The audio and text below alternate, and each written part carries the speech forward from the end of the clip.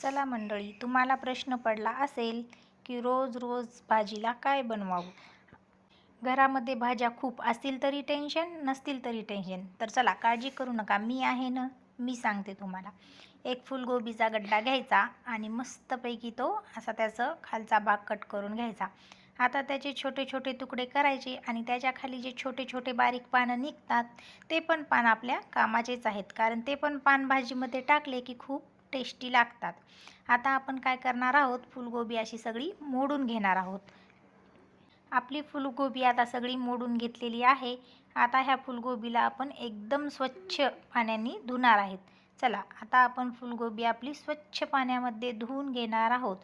फुलगोबी खूप स्वच्छ अशी आपली आता इथे धुवून घेतलेली आहे. बघू शकता तुम्ही.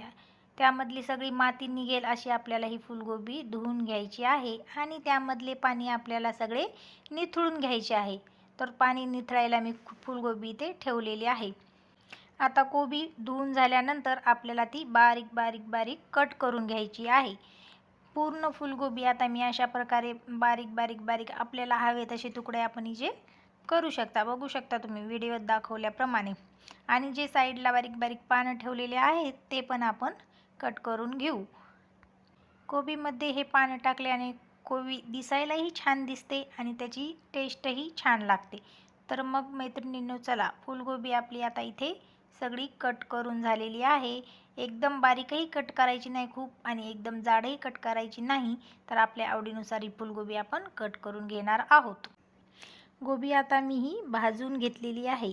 बारीक गॅसवर गोबी आपल्याला थोडंसं तेल टाकून गोबी आणि त्या कोबीचे पानं भाजून घ्यायचे आहे. आता त्यासाठी आपल्याला लागणार आहे हिरवी कोथिंबीर, लसूण आणि जिरं वाटून, एक टोमॅटो आणि 2-4 कढीपत्त्याची पाने जे की मी कापून घेतलेली आहेत. आता कढई गॅसवर गरम करायला ठेवलेली आहे. कढईमध्ये टाकणार आहोत एक पळी तेल. तेल छान तापलं की त्यामध्ये घालायच्या आहेत मोहऱ्या.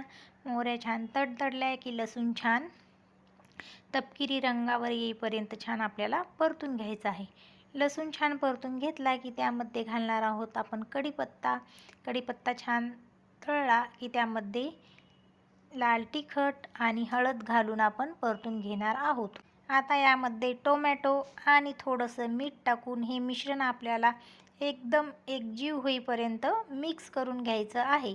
त्यामध्ये घालायचं आता थोडंसं मीठ. आता हे मिश्रण पूर्ण एकजीव झालं की यामध्ये आपण भाजून घेतलेली गोबी ॲड करायची आहे. कोबी आता पूर्ण यामध्ये मिक्स करून घ्यायची आहे. एकदम साधी, सोपी आणि सरळ रेसिपी आहे. यामध्ये कुठल्याही प्रकारचे मसाले नाही घातले तरीही चालतील. अशीच ही कोबी वरण भातासोबत छान लागते. तर आता ह्या कोबीमध्ये आपण थोडासा शेंगदाण्याचा कूट घालू.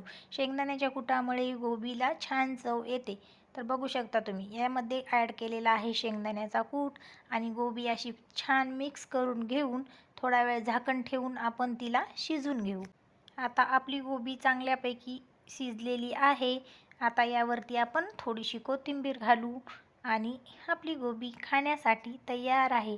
आवडली ना मैत्रिणींनो तुम्हाला साधी सोपी माझी फुलकोबीची रेसिपी? एकदा ही भाजी नक्की ट्राय करून बघा. आणि माझा जर व्हिडिओ तुम्हाला आवडला असेल तर व्हिडिओला एक लाईक नक्की करा. फुलगोबीची भाजी एकदम सोपी साधी आहे आणि जाता जाता चॅनलला सबस्क्राईब करा. धन्यवाद.